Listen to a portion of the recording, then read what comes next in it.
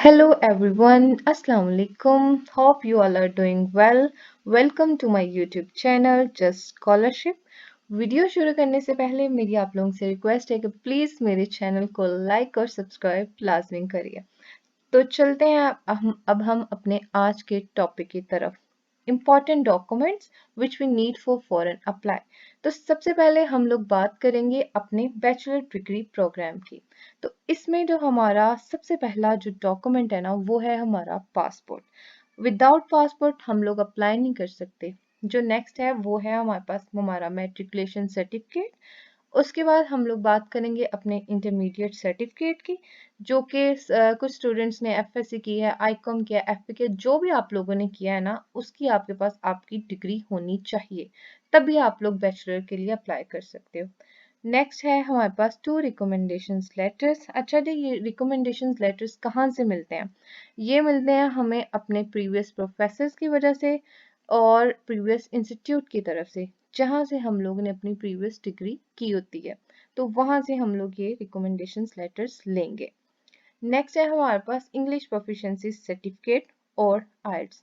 अगर तो आप लोगों ने आइल्स किया है ना तब तो वेल एंड गुड है। अगर आप लोगों ने आइल्स नहीं किया तो कोई बात नहीं, आप लोग अपने इंग्लिश प्रोफिशिएंसी सर्टिफिकेट पे अप्लाई कर सकते हो। तो ये डॉक्यूमेंट भी आप लोगों को कहाँ से मिलेगा? जहाँ से आप लोगों ने अपनी प्रीवियस डिग्री की होगी। नेक्स्ट है हमारे पास हमारा मोटिवेशनल लेटर।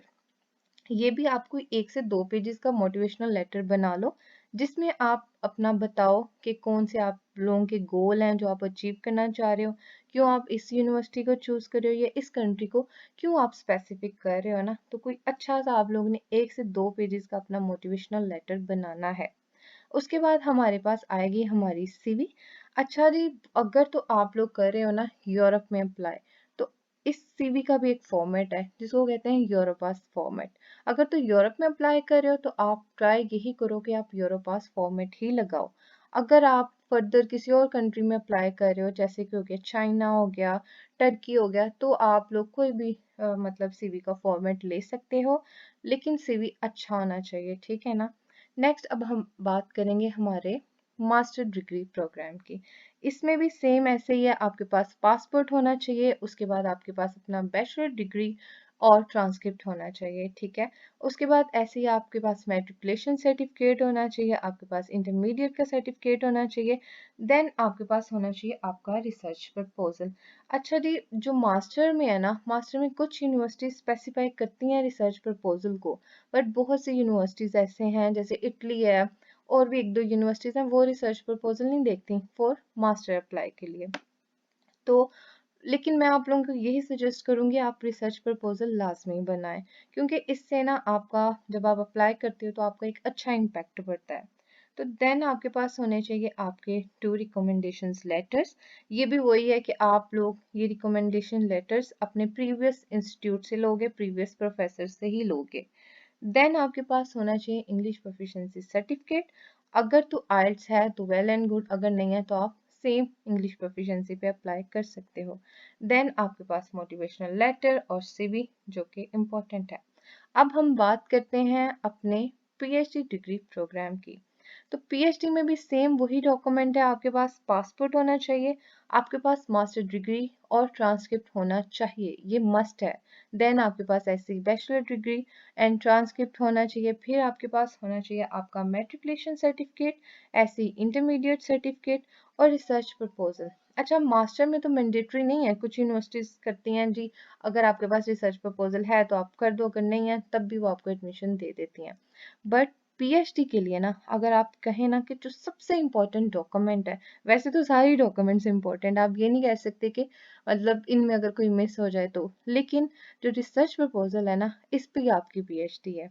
अगर आपका रिसर्च प्रपोजल अच्छा है तो दैट्स मीन आपका पीएचडी में एडमिशन सिक्योर है। तो आप ट्राई यही करें कि अच्छा सा एक रिसर्च प्रपोजल बनाएं, जिस यूनिवर्सिटी में आप अप्लाई कर रहे हो वहाँ के अपने प्रोफेसर्स, अपनी फील्ड से रेलिवेंट प्रोफेसर्स देखें, देन उनका एरिया ऑफ इंटरेस्ट देखें और उसके अकॉर्डिंग अपना एक अच्छा सा 5 to 6 पेजेस का रिसर्च प्रपोजल आप बना लें। देन आता है आपके पास आपका थीसिस समरी और एब्स्ट्रैक्ट। कुछ यूनिवर्सिटीज़ जैसे मैं आपको बता रही हूँ, कुछ यूनिवर्सिटीज़ माँगती हैं कि आप ना अपने थीसिस की समरी दें। तो थीसिस समरी होती है जो आप लोगों ने मास्टर में अपना थीसिस किया होता है। आप थीसिस तो नहीं अब लगा सकते, तो इसलिए वो कुछ यूनिवर्सिटीज़ कहती हैं, वो कहते हैं कि आप ना कोई 4 टू 5 पेजेज़ की या 1 टू 2 पेजेज़ की थीसिस समरी बनाएँ और आप वो अप्लाई के लिए लगा दें। कुछ यूनिवर्सिटीज़ थीसिस समरी माँगती है और कुछ यूनिवर्सिटीज़ माँगती हैं आपका एब्स्ट्रैक्ट, 1 पेजेज़ एब्स्ट्रैक्ट। तो आप वो लगा सकते हो। उसके बाद है आपको चाहिए 2 रिकमेंडेशंस लेटर्स। जैसा कि मैंने आपको बताया कि रिकमेंडेशंस लेटर्स आप लोगों ने अपने प्रीवियस इंस्टीट्यूट से ही लेना है। देन आ गया आपके पास इंग्लिश प्रोफिशिएंसी सर्टिफिकेट, फिर आपके पास हो गया मोटिवेशनल लेटर, फिर आपके पास सीवी और पब्लिकेशन इफ एनी। अगर जो पब्लिकेशन है तब तो वेल एंड गुड है। लेकिन अगर आपके पास नहीं है तो आपने डिसहार्ट नहीं होना, आप लोगों ने अप्लाई करना है, क्योंकि मैंने बहुत से ऐसे स्टूडेंट्स को देखा है जिनके पास पब्लिकेशन नहीं है, ना ही उनके पास अच्छी सीजीपीए है, लेकिन उनके पास क्या अच्छा था, उनका रिसर्च प्रपोजल अच्छा था।